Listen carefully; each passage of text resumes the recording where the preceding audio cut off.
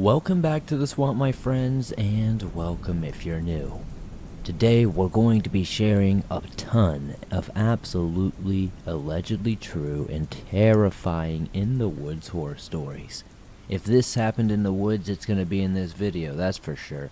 I'm going to try to make this a more regular occurrence where we just compile a bunch of new stories into one super long video. So if you have a story that you would like to share in a future episode, be sure to submit your story at swampdweller.net or the email you can find in the description down below. I would love to share your story with everyone here in the swamp. It's stories like yours that help keep this show going on a daily basis. Now, without further ado, be sure to hit that like button, subscribe if you're new, and get ready for these creepy and allegedly true in the woods horror stories that'll freak you out tonight. Today's episode is sponsored by BetterHelp. Now, I don't know about you, but I have definitely benefited from having somebody to talk to from time to time. Whether it's on a weekly basis, or a bi-weekly basis, or even a daily basis from time to time, I feel like it's extremely valuable to have this resource at your hands at any time. A lot of us spend our lives wishing we had more time. The question is, time for what? If time was unlimited, how would you use it? The best way to squeeze that special thing into your schedule to know what's important to you and make it a priority. Therapy can help you find what matters to you, so you can do more of it. Again, I love BetterHelp. I love having the option to talk to a therapist when I need to have it, and I love the option of being able to pull back when I don't think I need it as much. It's always nice to have that helping hand, somebody to talk to, but it is nice to not have to feel obligated to do it. Learn to make time for what makes you happy with BetterHelp. Visit betterhelp.com/swamped today to get 10% off your first month. That's BetterHelp, HELP.com/swamped. This story has been on my mind to tell for a while now. It was a very calm night. We lived in the woods at the end of a long, dark road. It was a dirt road, so when it rained, getting down was horrible. Our family only owned one old pickup truck, which would get stuck and we would have to try to get it out of the dirty mud road all the time. So, mostly on rainy days, we were stuck at home. It was my mom, dad, 2 older sisters, and 3 older brothers. So, I was the youngest, the baby if you will. That night, my brother Willie and I sat on the porch throwing bread from the porch down to the dogs. The moon was bright, so we could see it through the moonlight despite being in the deep woods. It started getting late, and our father called us in for the night. We never really went to bed though. He just didn't like leaving us alone outside. After everybody was in bed, the night seemed peaceful and relaxing. With the rain tapping on the roof, everything started to change sometime around 2 a.m. I heard a car in the distance ramming up its engine. The sound of the vehicle became closer and closer. I sat in my window to see the car lights coming up the dirt road. I was half asleep and not really processing what I was seeing. When I came to myself, I realized this car was going really fast. This was impossible. We couldn't even get our pickup truck 2 feet down this road without getting stuck, and this car had to be going at least 80 miles per hour. Suddenly, the car was almost at the house and wasn't slowing down. As it passed the house, I closed my ears expecting to hear a crash. I ran to the bedroom and to the front door, waiting to hear about a collision, explosion, or something. I opened the door to see absolutely nothing.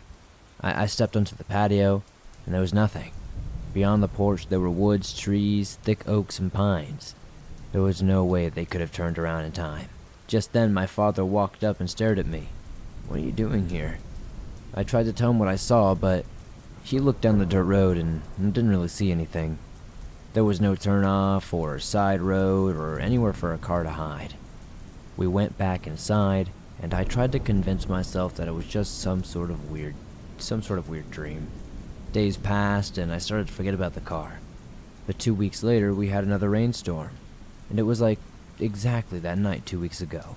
Rainy and clear, I went to bed and awakened to find my father looking strangely at the table.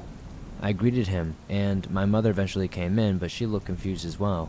My mother then asked me about the car I saw a couple of weeks ago. I told my mother and father about it again as we were at the store, which was repeated the last couple of days after it happened.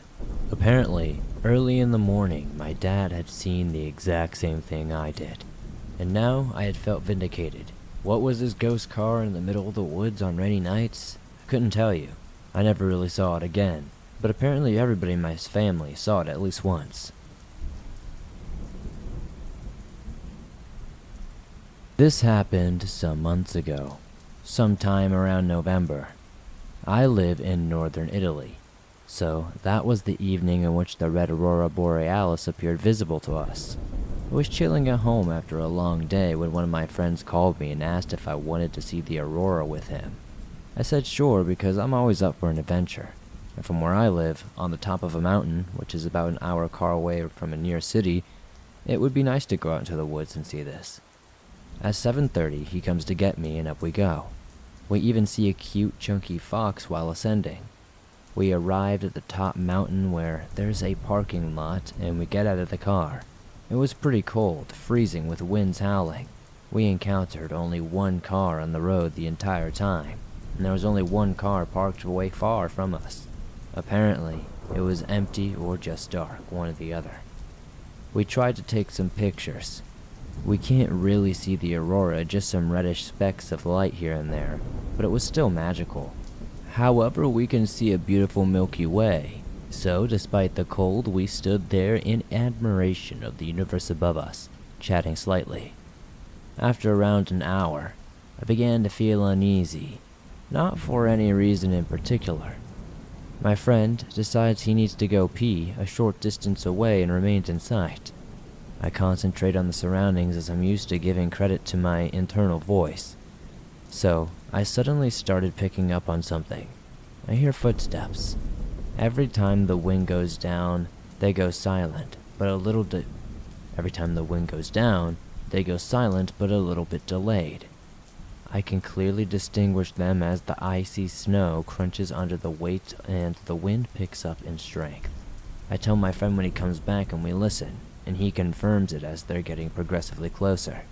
We made eye contact and decided enough was enough, and we saw enough stars for that night. We didn't want to stay around to find out what was stalking us. We calmly walked to the car, locked the doors, and booked it out of there safely.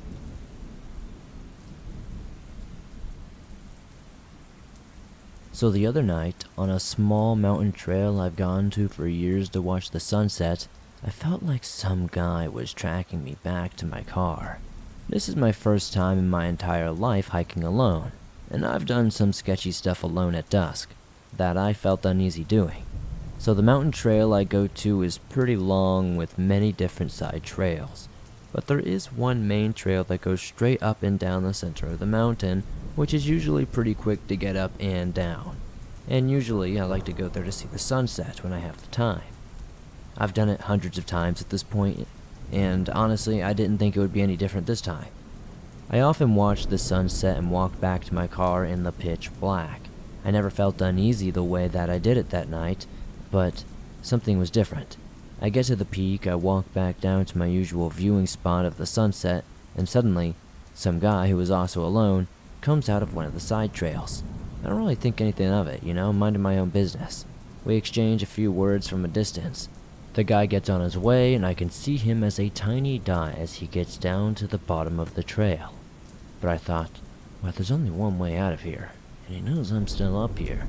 So I knew I wasn't sticking around for it to get dark. The last minute that the sun goes behind the mountain, I start walking down. As you get closer to the bottom of the trail, a section narrows and there's nothing but woods and trees on each side before it opens up again to a vast open dirt trail and the parking lot. Heads on a swivel the entire way down. I get to the creepy, dark, narrow part of the trail just before it opens up into the parking lot, and I hear someone make a noise, like a weird noise. I see no one, so I get about halfway onto the open dirt road, almost to the parking lot, and turn around, but someone is decently far behind me out of nowhere. I don't look back again. I pick up the pace, get to my car, and book it.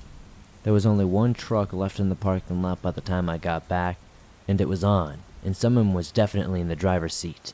Call me paranoid, but again, I've never felt uneasy or like that at all my entire life. I don't know what could have happened that night, but I'm 80% sure that somebody was trying to get me.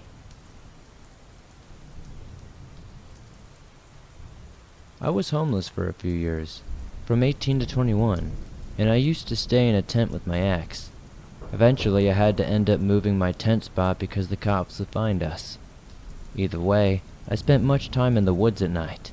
One night, when walking back to my tent, I heard something down the trail a bit.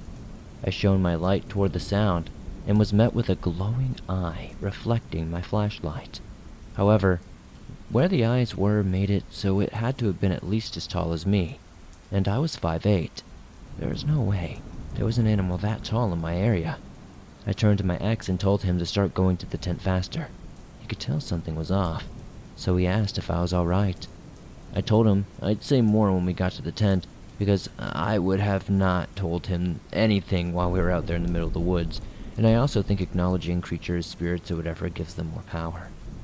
Then, some nights, there would be a smacking on our tent. It would be like on all sides of the tent at the same time. We would look out the tent and there would never be anything there, and we would never hear any footsteps or find anything. Another night, during the summer, we decided to go for a small hike at night because it was honestly super nice out that night, and it had been the first real nice night for many, many weeks. After about a 15-minute hike, I started to feel paranoid, as if we were being watched by something or someone. After about 5 minutes, I heard a maniacal laughter somewhere deep in the woods. I couldn't pinpoint the exact direction. My partner asked what was that, and I loudly said, "I don't know, but whatever it is, it needs to stop." As soon as I said this, multiple maniacal laughs started, and my partner and I turned around and walked back to what felt like the longest 20 minutes of my life. We never really did figure out what was going on in the woods that night, but I could tell you this: we stopped camping in the deep woods and started camping in public campgrounds as much as we could.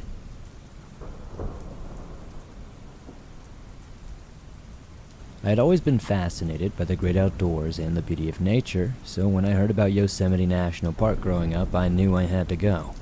I packed my gear and I set out on a hiking and fishing trip, excited to explore the park's crystal clear streams, towering trees, and breathtaking scenery. I had been hiking for quite a few hours, taking in sights and sounds of the forest, when I realized that I had lost my way at some point. The trail that had been guiding me seemed to just disappear, and I couldn't find any markers to guide myself back. I tried retracing my steps, but the forest was just too dense, and I couldn't tell which way was which. Panic began to set in, and I began to realize that I was lost. As I walked, I noticed that the trees seemed to be getting closer together, and the forest was becoming darker altogether. The sound of the babbling brook that had been guiding me was fading away slowly, and I was left with an eerie silence that only amplified my fear. After some time, I stumbled upon a clearing, and in the middle of it was an old cabin. It looked abandoned, and I hesitated before going in. The door creaked as I pushed it open, and the smell of mildew hit me. The inside was dusty, and the furniture was covered with cobwebs. It was clear that no one had been here in quite some time. I decided to make camp inside the cabin for the night, hoping to find my way out of the forest in the morning. I was lucky to find a place that was dry. I got a fire going in the fireplace and began to make myself comfortable for the night. And as the warmth of the flames washed over me, I felt a sense of relief. But as the night went on, my sense of safety would begin to fade. The silence was unnerving, and I kept hearing strange noises coming from outside the cabin. It sounded like something was walking around the perimeter, and I could hear the occasional snap of a twig or rustling of leaves. I tried to convince myself that it was just some sort of animal, but the fear was too immense. As the night wore on, the noises became more frequent and more prevalent. I realized that I wasn't alone here. I could hear something moving around outside the cabin, and it was not my mind playing tricks on me. I felt the sense of dread wash over me. It sounded like something was trying to break in, scratching and clawing at the walls ever so slightly. I tried to ignore it the best I could, but the fear was far too great. I lay in my sleeping bag, heart racing, my eyes darting around the room looking for anything. Every time I thought the noises had stopped and would begin to close my eyes, they would immediately start back up again. even louder and more intense than before. It was like it was playing mind games with me. It knew when I was about to fall asleep. Finally, the noises stopped altogether, and I was left with an even more creepy, eerie silence. I tried to convince myself that everything was okay, but the feeling of unease just lingered. It never really relented. I decided that I couldn't stay in the cabin any longer, and then I had to find my way out of this forest ASAP. As I stepped outside, I saw a figure in the distance standing amongst the trees. It was dark and tall, and it seemed to be staring at me. I immediately stopped, stared right back at it, and the figure vanished into the forest.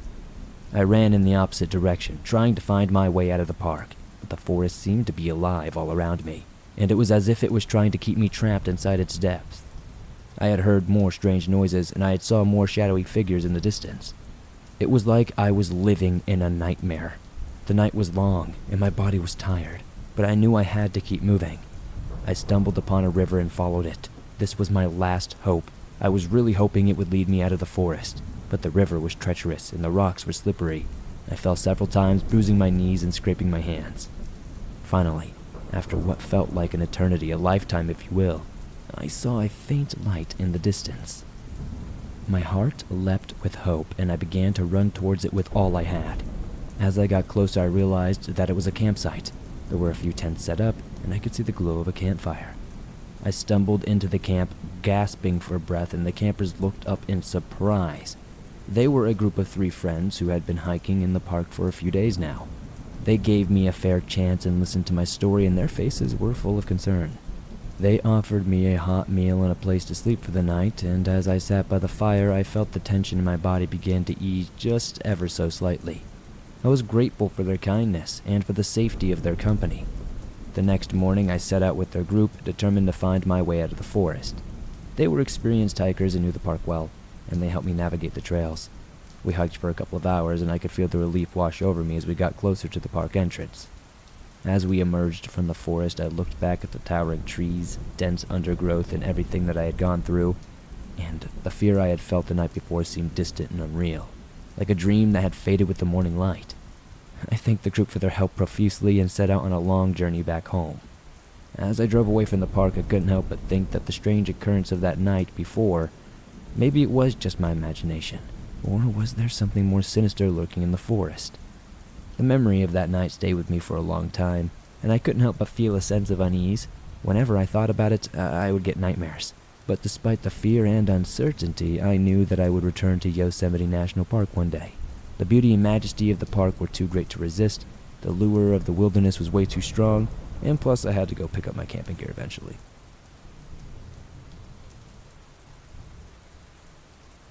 I never thought I'd be the kind of person to break the law, but the thought of catching a monster-sized fish was too tempting to resist. So when my friend told me about a private lake where he had heard rumors of fish that weighed more than 100 pounds, I just couldn't resist. We decided to sneak in at night, thinking we wouldn't get caught. It wasn't long before we found ourselves at the edge of the lake, our rods in hand and our hearts pounding excitedly. The lake was completely still. The only sounds were the occasional chirping of crickets and the soft lapping of the water against the shore. As we cast our lines into the water, I couldn't help but feel like we were doing something wrong. But the thrill of the catch was way too much to ignore. After only a few minutes' time, I felt a tug on my line. I reeled it in as fast as possible, my heart pounding excitedly, thinking I got something good. But as the fish approached the surface, I realized something was not quite right here. The fish was gigantic, but it also was covered in strange, pulsating bumps. As I got a closer look at it, I saw that they were not just bumps, but rather they were growth. It was clear that this fish was sick and suffering. I couldn't bring myself to even touch it, let alone keep it. The sight of it was too much for me to bear. I cut my line and sat back down on the shore, racing about what could have caused such a grotesque mutation. But then I heard something that made my blood run absolutely cold. It was a loud growl coming from somewhere behind me. I turned slowly, my heart pounding in my ears.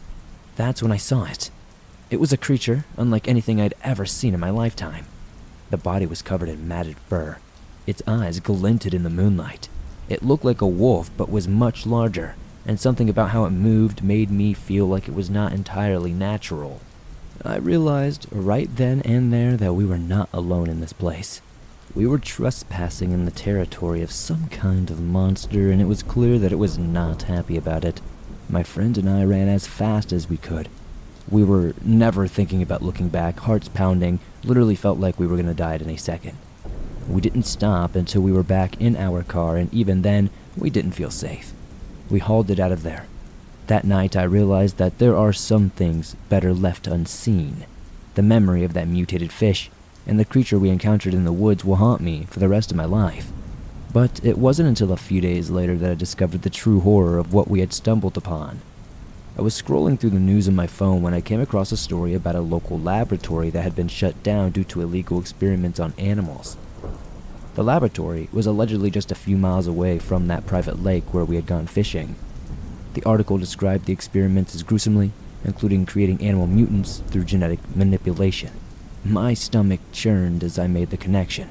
The sick fish we had seen and the unnatural creature in the woods were all the result of illegal experiments that had taken place at that laboratory, and I was sure of it. I couldn't shake the feeling that we had narrowly escaped something far worse that night, and I couldn't help but wonder what other horrors were hidden in the woods around us, waiting to be discovered by unsuspecting visitors like ourselves.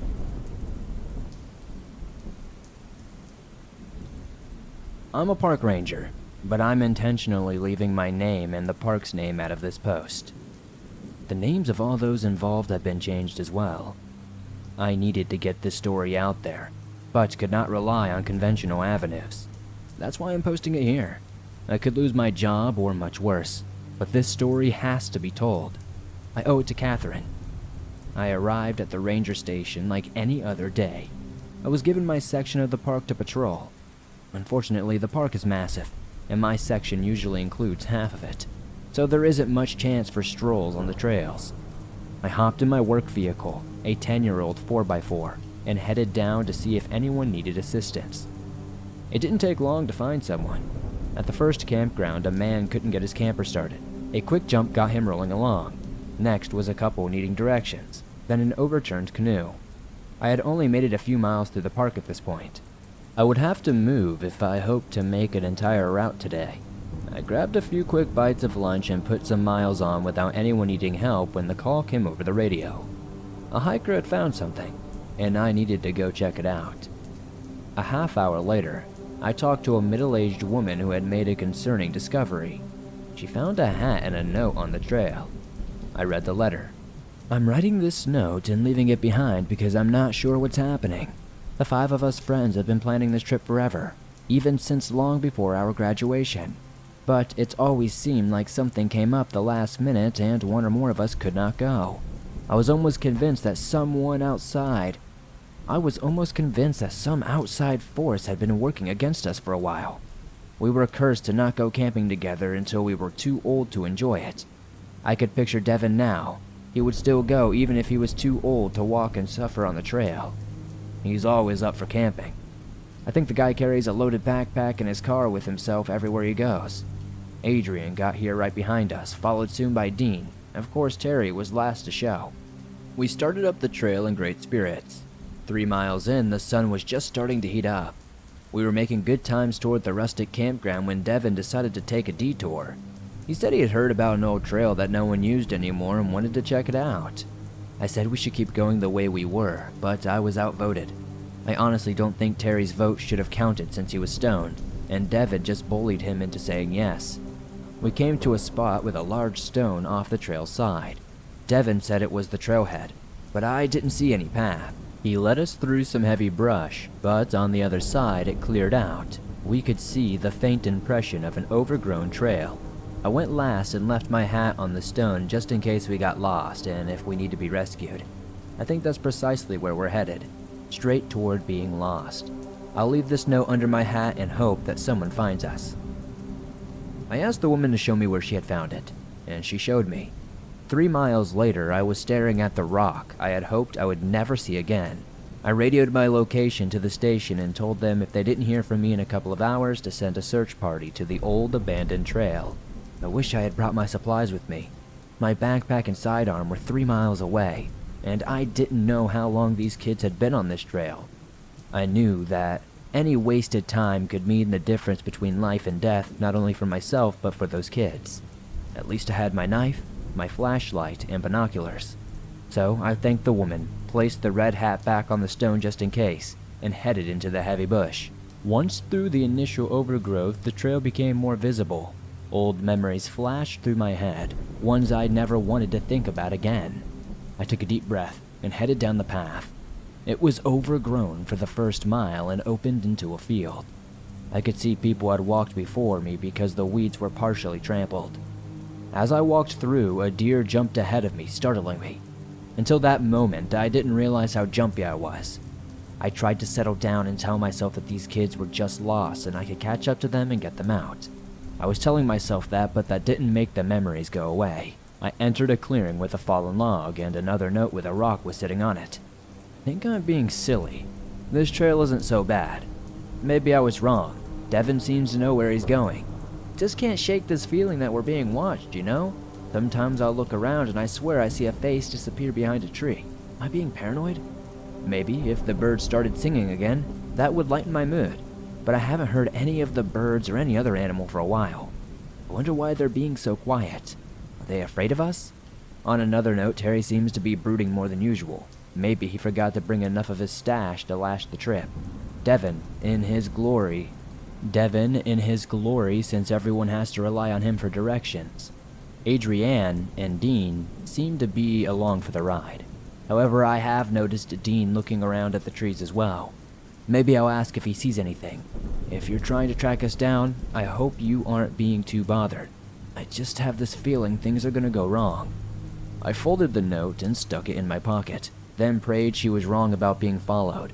I pushed on, beginning to miss my backpack with the supplies, especially the water bottles. The trees provided shade, so the sunlight wasn't shining directly on me, but hiking is always thirsty work. The birds chirping in the trees made me almost forget about the desperate mission I was on to save these 5 kids. My mind wandered back to the kid I couldn't help. It had been shortly after I started as a park ranger. An 11-year-old boy had gotten lost on this very trail. His parents searched for him before calling us to look. I remembered hoping to be the one to find him as we formed search parties and searched on, in, and around every inch of the trail. In the end, I got my wish. I found him, but I wish I hadn't. I pushed the memory to the back of my mind and focused on the trail. It was starting to fade. The trampling of feet wasn't making enough of a difference, and I was beginning to lose my way. Out here, that can be deadly. I kept moving forward and finally regained the trail just in time to reach the fork. I looked back and forth from one choice to the other and couldn't really see a difference between the two. I searched for any broken twigs or plants that would give me a hint, but there didn't seem to be any. Just when I was about to give up and flip a coin, I saw a piece of paper in the weeds, barely visible. I dug it out and read it. It seems like we have a dilemma, a fork in the road as it were. You would think I would be happy to see the doubt in Devin's eyes as he looked from one choice to the other, but you'd be wrong. It made my confidence plummet. It made me think that we were never going to get out of here. Everyone's running out of water. Devin yelled at us for not conserving, but I saw him drink the last of his. He ranted and raved at us for a while, but we all knew he was just mad because he didn't know what to do. In the end, he flipped a coin. We all did our best not to laugh. Adrienne is reaching the end of her rope with Devin and his attitude. Dean has been playing peacemaker, trying to keep them off from going at it too much.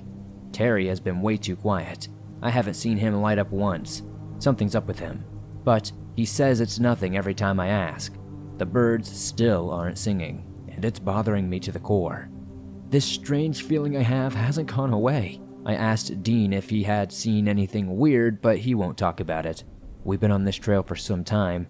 I'm hoping to come to an end soon. In case the note got moved or blown around, we took the left trail. I was panicked by the end of reading that note, and was so relieved when she mentioned which path to take. I radioed in and reported that I was on the course of the missing hikers.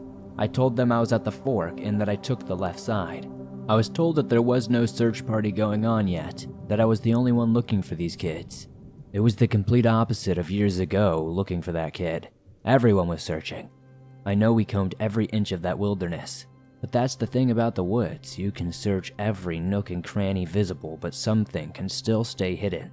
The sun was going down and I still had no idea how close I was to catching up to these kids. I could stumble across them in the next clearing, or they could be hours ahead of me.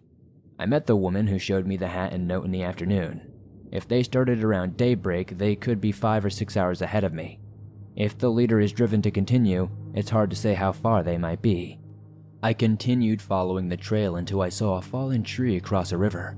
I looked both ways along the river's edge but didn't see a path, so I crossed the tree. I could picture the debate the kids had when they got there. I chuckled at the thought of Devin having to convince them to go across. I believe I made up a lot of time with that single crossing. I jumped into the water, drank my fill, and climbed back up feeling much, much better. It was tough to pick up on the trail on the other side. I was glad to find a note sticking to a branch. Oh my gosh, Devin just about came unglued when we got to the tree over the river. He hopped up right away and started to cross, but the rest of us weren't so sure that the trail led that way.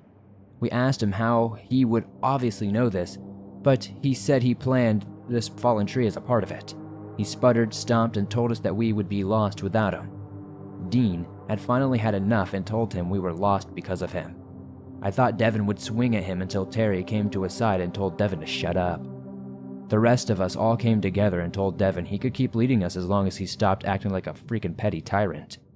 He didn't take that too well, though. In the end, he told us we could all go to hell. He sat on the log and refused to move. Eventually, we took a break, refilled our water bottles in the river, and Dean said we should keep going and led us across the tree. Devin followed along, acting like a whipped puppy. Dean and I talked about the disappearing face we had seen a while back, but neither of us had seen it again. At least the birds were back singing. I chuckled, figuring that Devin would be a big baby over the whole thing, but after the chuckle came concern. Deposed leaders are usually dangerous. I wondered how much offense Devin had taken and how long it would take before he started getting some sort of payback in some small or large way. Darkness was coming on fast in the woods. I had to make a decision, camp for the night or keep going. If I camped, I could defend against the predators that lurked in the darkness, but if I kept moving, there was a good chance I could stumble across the group before daybreak. It wasn't much of a decision. These kids that I don't even know, that I had plunged headfirst into the woods without even my backpack of supplies. Of course, I was going to try and catch up with them. If I had done that years back, would that kid still be alive?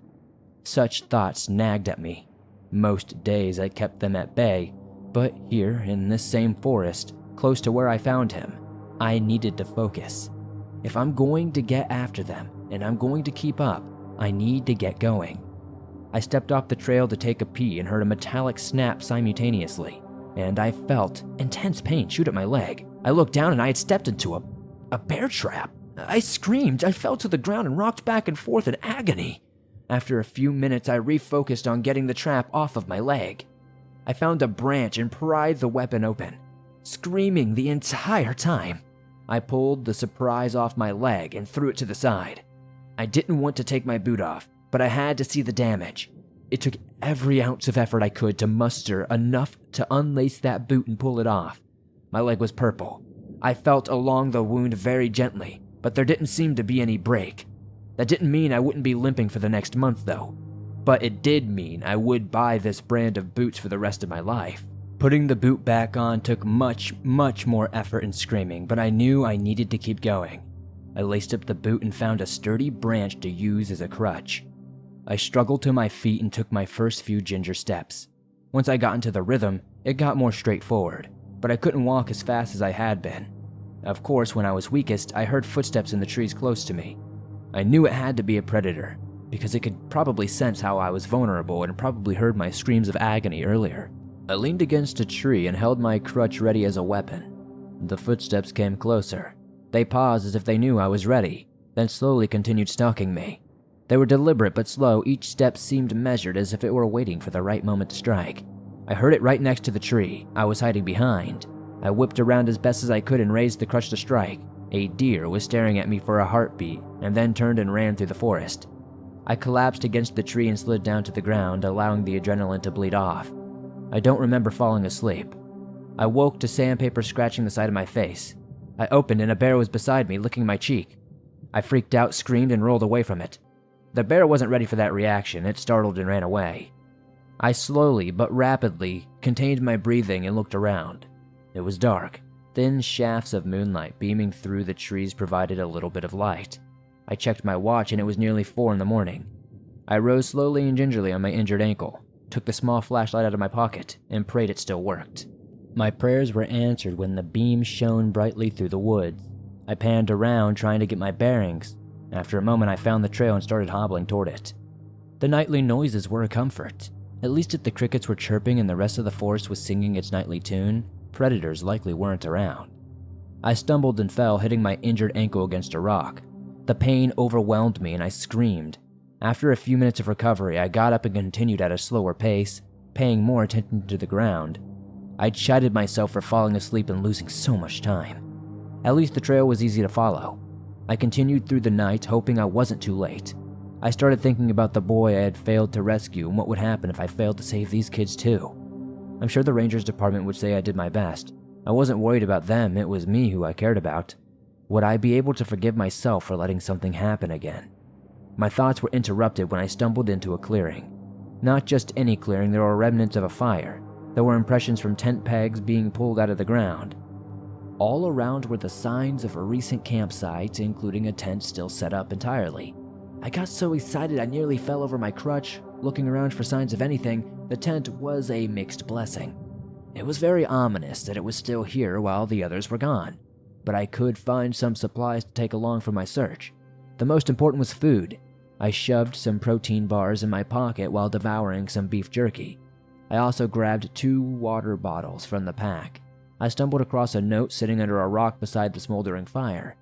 Before I sat, I held my hand out to the fire. It was still warm, but the embers were nearly dead. It had been hours since this fire was first lit. I would have thought that I could catch up with them if I hadn't taken such an unintentional nap. There was nothing I could do but sit by the dying fire and read the note, hoping there was good news. We found this clearing and decided to camp. Everyone was tired from walking and the mood was somber because no one seemed to know where we were. We had been hiking in the forest before, but none of us had ever seen or heard of this trail. We set up our tents, started a fire, and then ate and sat around. No one felt like talking, so I tried to get the ball rolling by asking Terry why he was late. He hesitated, but at my prompting eventually told us that he had hit an animal with his car on the way here. I asked if it was a deer and he said no, it was much too big to be a deer. He said it was walking upright on 2 legs and was massive, like 8 feet tall massive, covered in brown hair. He swerved to miss it, but the strangest thing was it seemed to try to jump out in front of him, like it wanted him to stop. We all listened with rapt attention. Just then, off in the distance, we heard a scream. We all froze. Devin started spouting off and yelling at Terry for trying to scare us, storming off. Dean tried to stop him, but he pushed him away and disappeared into the woods.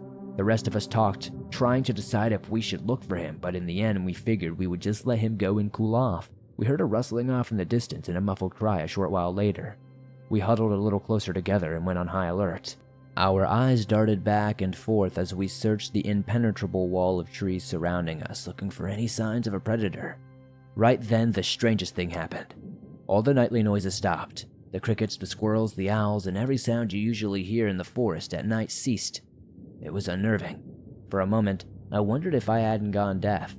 Our eyes darted all around in the darkness. We all huddled closer to the fire. Dean pulled out his hunting knife. None of us said a word. It was like if we spoke, something terrible would happen. Somehow, whatever caused the noises to stop would find us if we spoke. Someone did say, though just not who we expected, "Why are you here?" Came a deep, raspy voice that seemed to echo from everywhere. We all looked around and finally, a man, at least what I would like to call a man, stepped into the light. It was oversized, well over 6 feet tall, broad shoulders, and probably older than any of us combined. It was also wearing what looked like a park ranger's uniform. It looked old and shabby, like he had been wearing it for a long time. There were no name tags or park patches. At that point, we didn't care. We had been rescued. We clamored around him, saying how glad we were that they had found us.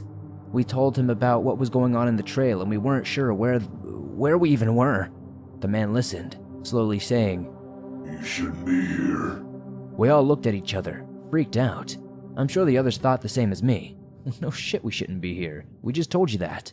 He looked at us from one to another, as if he were sizing us up. I was starting to get a little uncomfortable with this silence. I thought he would offer to guide us back, but he didn't. He kept staring. I think everyone else was getting a little edgy when Dean asked if he could point us in the right direction. He looked at Dean as if deciding to answer him or not. "I can guide you," he said. "but first, you have to have some rest." We all agreed that the day had been long and stressful.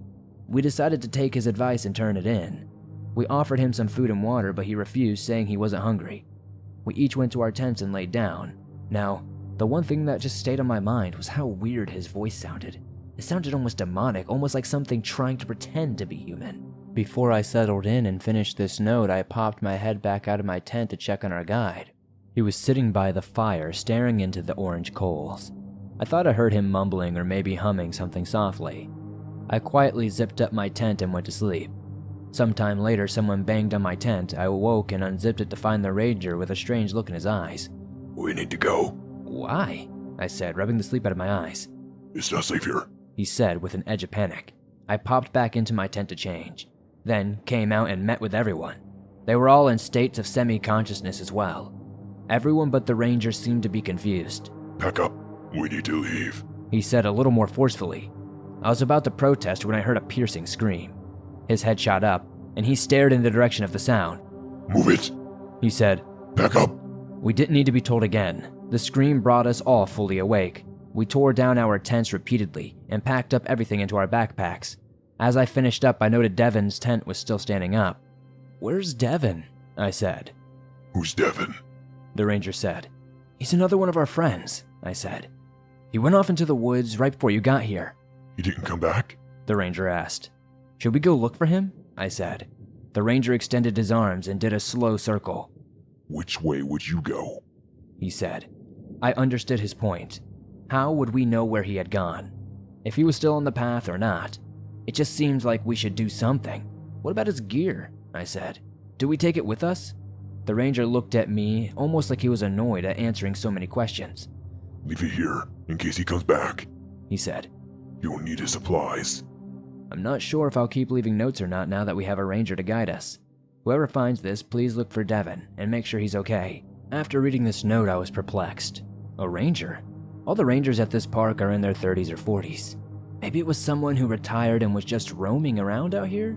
But why would they be out here in the middle of the night? And why would they be in some sort of ranger's outfit? Sitting here by the dying embers of the fire, with a tent set up in front of me, it was very tempting to take a rest. If they're in the hands of a capable ranger, I could get some rest before the long hike back out of here. But I knew I already had taken my rest for the night. If not for that, I would have been here hours ago, probably before the other ranger. I set out again, feeling tired but determined. The campsite made me more hopeful than I had been all day. At least they were together and thinking like campers. If only I knew who this ranger was. The sun was an hour away from rising, so I took out my flashlight to follow the trail. I zipped up the tent before I left, just in case the owner returned. I wouldn't want animals getting in and taking everything. It's bad enough when injured park rangers do it. The trail stayed level for a while as dawn peeked over the trees slowly. The course started heading upward, which was terrible news for me and my bum ankle. It made things much harder, but I had my trusty makeshift crutch to help me. Dawn crept into the forest, giving me a little assistance. At least I wouldn't have to waste a hand on holding a flashlight. As the climb grew steeper, the trail grew more narrow. At times it was only the width of a foot. As I scaled the narrow path, I held onto trees and whatever I could. At the most difficult, I paused and seriously considered turning back. As I looked around for any other way to keep going, I saw brightly colored fabric at the bottom of the ravine. I carefully balanced as I took out my binoculars and looked. It was a backpack, and attached to it was the body of a girl in her early 20s. She looked like she had hit her head on the rocks at the bottom. Her face was bloody and mauled. Her clothes were ripped and soaked in blood. There was no doubt that an animal had gotten to her. The only question was she alive when it started feeding on her? I looked away, but I felt my determination doubling down to find these missing kids. They might be with the ranger, but they were still in terrible danger. I slowly continued up the narrow trail. At this time, I was sure the ground would give out from under me, and I would share the same fate as that poor, unfortunate girl at the bottom of the ravine. It was then I remembered my radio. I tried to call in and report the location of the body, but the only response I got was static. I was determined to try again when I got to the top of the trail. It was yet another motivation to keep going, to be careful and to survive. It seemed like hours at a snail's pace, working my way up the side of the ravine. Finally, I clawed my way over the top of the edge. I rolled over onto the solid ground and lay there for a few minutes. Once I caught my breath, I got up slowly and painfully. I hadn't done my ankle any favors. I limped toward what looked like the trail and began following. It wasn't long before I came across the remnants of another campsite. Fire was a little warmer than the last one. I stoked it up, threw some more wood, and got it going. I knew I needed some rest. I searched around, found a note, then sat down on a log by the fire to read it. I can't believe Adrienne is gone. We started up the steep ravine, and the trail kept getting narrow. I asked the ranger if there was any other way around it, and he just glared at me and said no. We all struggled with our heavy packs on our back. At one point, I was on all fours just trying to keep from sliding into the ravine. That's when it happened. Adrienne was having trouble keeping her feet on the trail. She kept slipping. I reached out and helped her balance a few times. Being right in front of me, I kept an eye on her whenever possible. But to be truthful, I wasn't watching nearly as much as I wanted because I was watching my own feet. She slipped once. I tried to grab her, but she had tipped over. The weight of her pack dragged her over the side. I watched in horror as she tumbled down into the ravine, bouncing off trees as she went. I saw her skull make a tangible impact several times as she tumbled down to the bottom and slid to a stop. I wouldn't know if she was still breathing or not as I called her name. She didn't move. I reached for the ranger in front of us and pointed to her unmoving body. He stared at her for a long time. I don't know if he was trying to see if she was alive or not. He told us to keep going up the trail to the top and he would check on her. I watched as he carefully made his way down to the nearly sheer slope. We kept moving forward as instructed. He was only halfway down when we made it to the top. I was a wreck. I was so happy we made it, but sad for Adrienne. I didn't hold out much hope that the ranger would come trotting back into camp with her on his back, saying she only had a few bumps and bruises. We started the fire and sat around in a stupor. Finally, Terry came over and talked to me. "Look, I understand she was your friend, but she was ours too," he said. "We need to work together to get out of here, for them." "That's so stupid. It makes no sense," I said with the remnants of a smile. It was then the ranger reappeared. He sat by the fire and didn't say a word. There was something in his eyes. It wasn't sadness, but I don't know exactly what it was. We knew she wasn't coming back. We rested for some time, then started on the trail again. If you're following us, I hope you're being careful. Stay safe. Wow, this girl is something else. She wants me to be safe with all she's gone through. I hope I find her. I think she'd make a great park ranger personally. My guilty conscience jumped up on my back and yelled at me.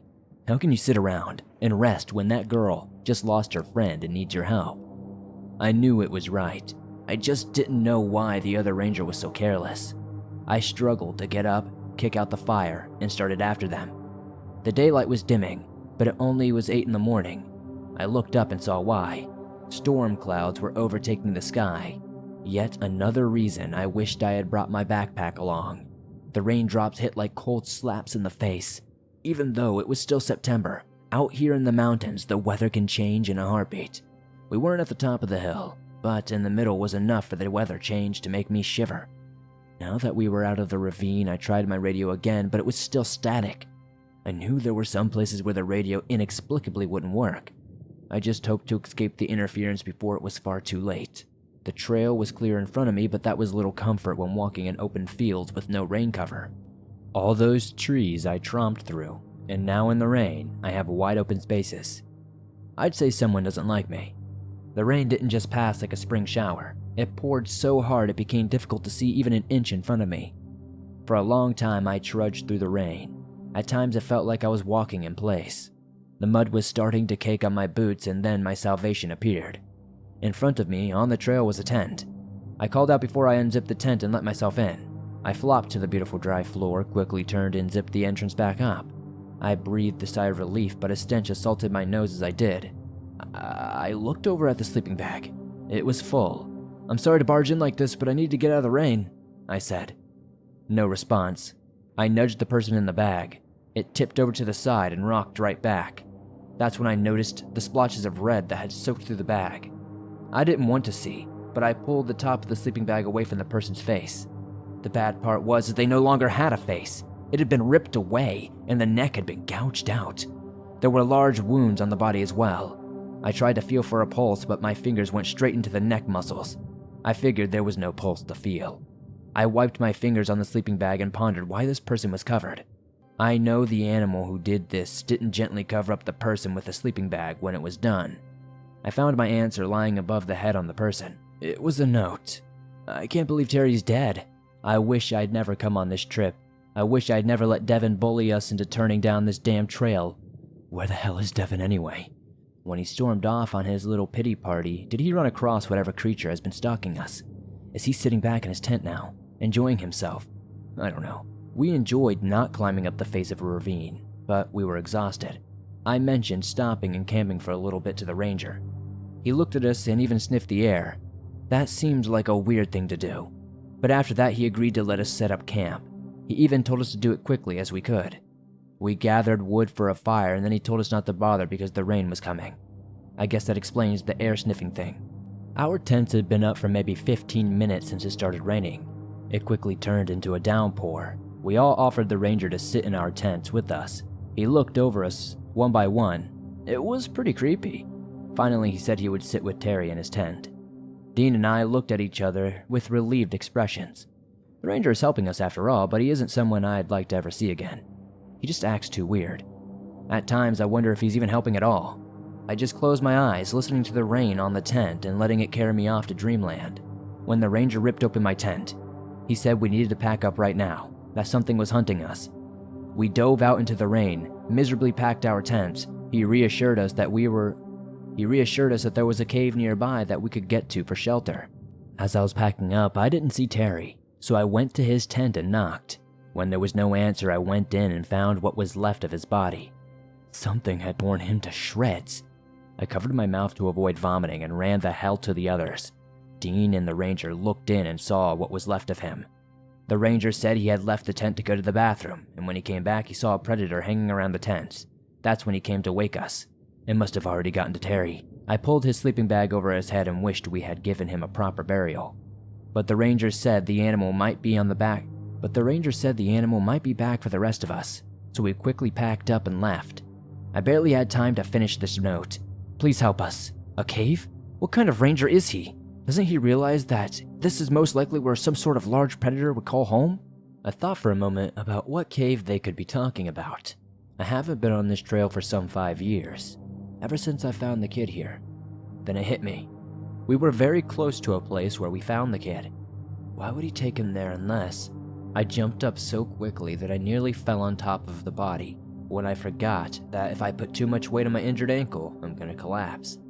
I hobbled out of the tent and went as quickly as possible toward the place I swore I'd never see again. I approached the cave and my heart sank. 2 backpacks sat just inside the entrance. I pulled out my knife and flashlight, then cautiously peeked inside. I felt a change in the breeze and turned to find the ranger staring at me. I looked him up and down. "You," I said. "The last time I saw you was when we found the boy." He said nothing. "It was never a random animal attack," I said. "It was you." I wonder if it was to watch you years ago as you floundered around looking for some predator that stood beside you. "You son of a..." I pulled out my knife and held it ready. He paused, then smiled. Do you think that knife can hurt me? I looked at it. "Pretty sure," I said. "It's made of iron." His smile vanished. So you know what I am? I pulled out a bottle of brown water. "I made sure to grab some runoff from the rainstorm," I said. "It might not do as good as rust water, but let's find out."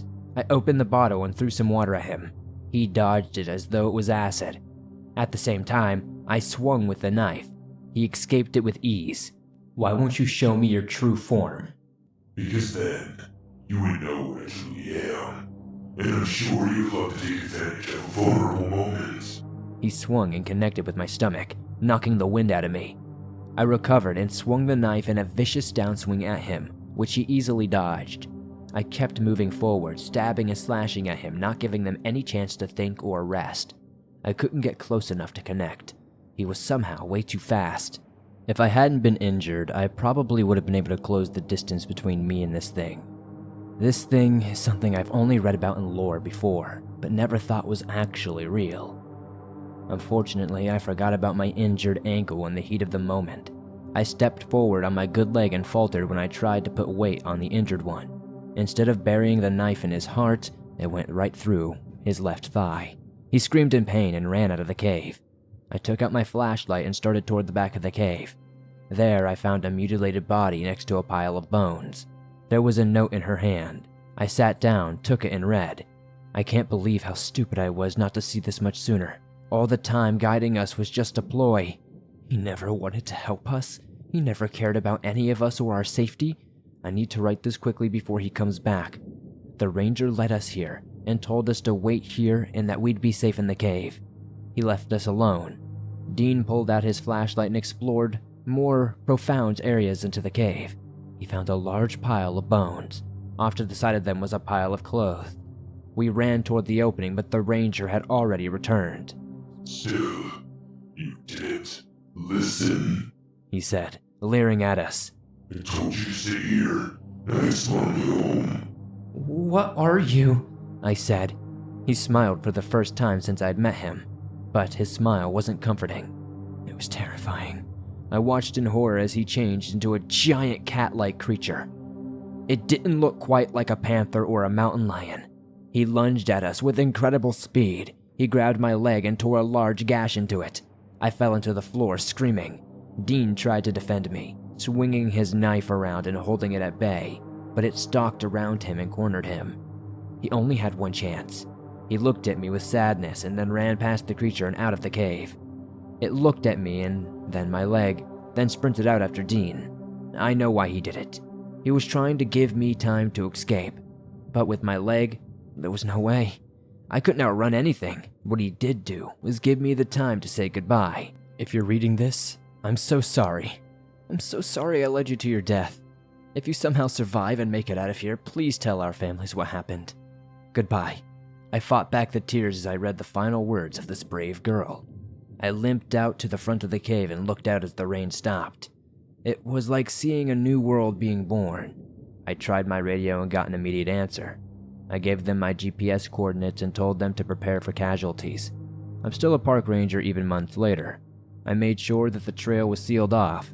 I carry an iron knife and rust water with me at all times. I have the rust water and a squirt gun just in case. The bones were removed from the cave and subjected to DNA testing. Aside from this group of victims, including Devin, several others had gone missing in the park over the years.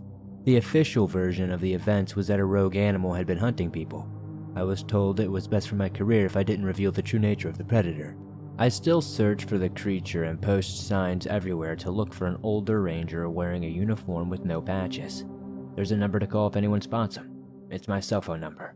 Occasionally, I hear reports of a large cap limping on its hind leg. I try to make my way to that spot as quickly as possible, but I have yet to catch him. I posted this story in memory of that brave girl, but also as a warning. Never go on an unposted trail and beware of those you meet in the woods, even if they wear a uniform. They may just turn out to be something we can't comprehend. A creature, hidden and lost from history.